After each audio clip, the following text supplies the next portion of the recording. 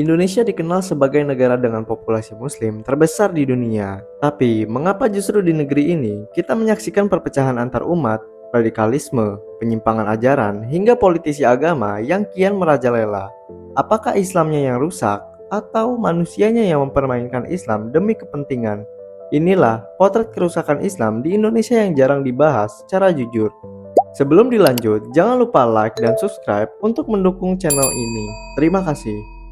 Islam di atas kertas, tapi tidak dalam kehidupan. Menurut data Kementerian Agama, lebih dari 86% warga Indonesia beragama Islam. Tapi realitanya, korupsi merajalela, narkoba di mana-mana, kekerasan dalam rumah tangga, hingga pornografi jadi tontonan publik. Mengapa umat Islam terbanyak, tapi akhlak justru makin rusak? Ini menandakan Islam hanya dijadikan identitas di KTP, bukan dijadikan pedoman hidup.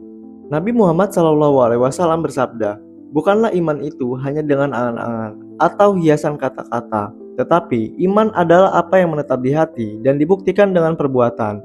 Hadis riwayat Ad-Dailami. Perpecahan umat, Sunni, Syiah, Wahabi, atau sesama. Umat Islam di Indonesia makin terpecah belah, bukan hanya soal mazhab, tapi juga soal ormas, politik, dan identitas kelompok. Bahkan dalam satu masjid bisa terjadi pertikaian karena beda pilihan dalam pemilu. Rasulullah SAW pernah bersabda, "Sesungguhnya orang-orang sebelum kamu telah bercerai-berai menjadi 72 golongan, dan umatku akan bercerai-berai menjadi 73 golongan." Hadis riwayat Abu Daud.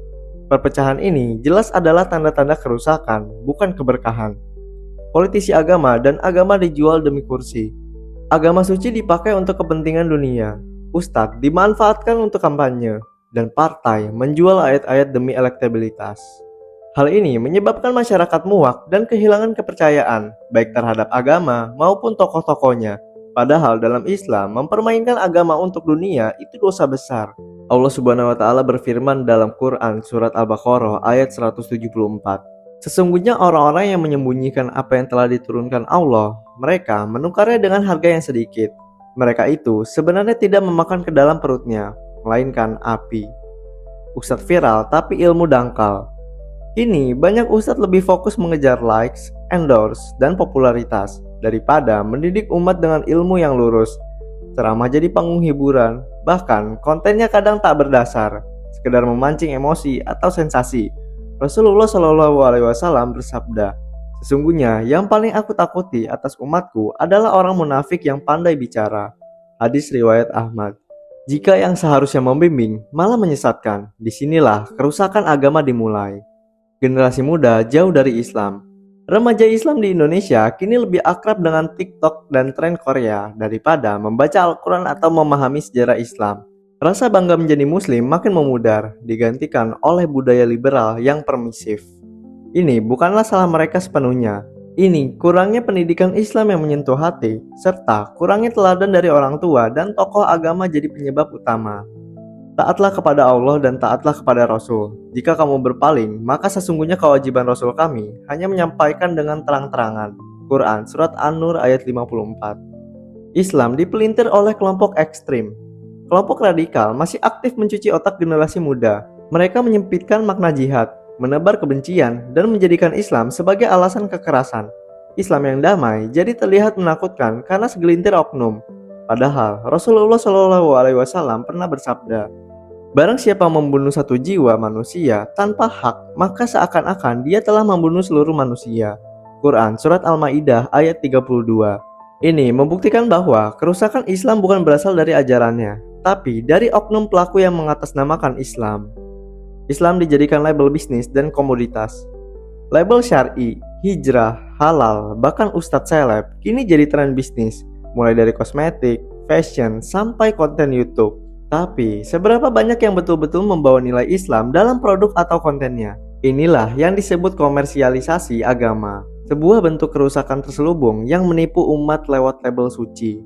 Nabi Muhammad SAW memperingatkan, akan datang suatu masa di mana yang halal dianggap haram dan yang haram dianggap halal.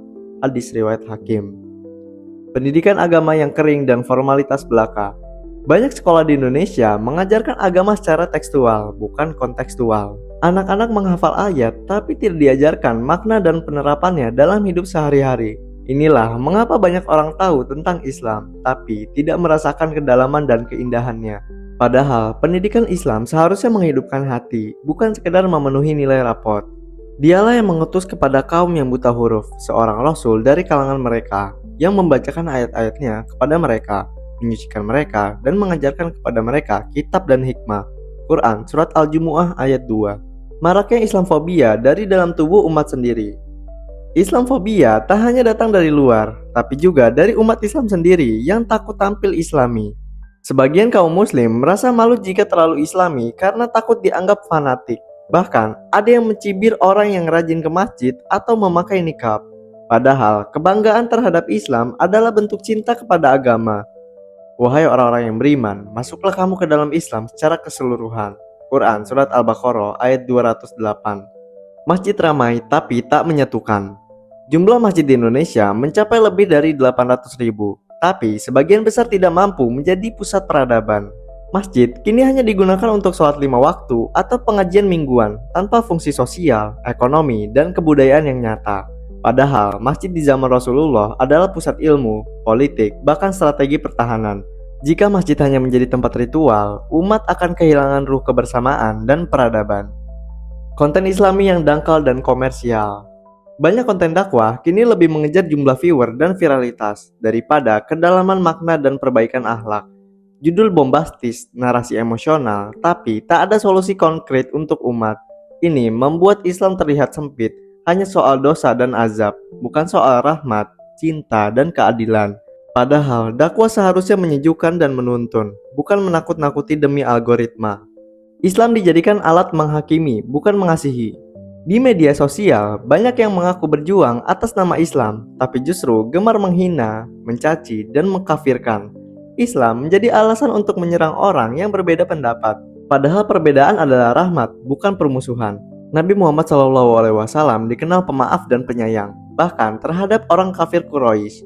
Jika umat Islam hari ini lebih cepat marah daripada memaafkan, berarti kita belum benar-benar meneladani Rasulullah. Islam tak diberi ruang dalam sistem negara. Meski mayoritas muslim, nilai-nilai Islam seringkali tidak menjadi dasar kebijakan negara. Riba dilegalkan, zina dimaklumi, syariat Islam hanya dibatasi di ruang private. Padahal Islam mengatur seluruh aspek kehidupan dari ekonomi hingga politik. Islam tidak akan pernah rusak, tapi yang rusak adalah sebagian umatnya yang menyalahgunakan agama, meninggalkan ilmu, dan mempermainkan nilai-nilai Islam demi kepentingan pribadi. Saatnya kita berhenti menyalahkan agama dan mulai berbenah dari dalam diri sendiri.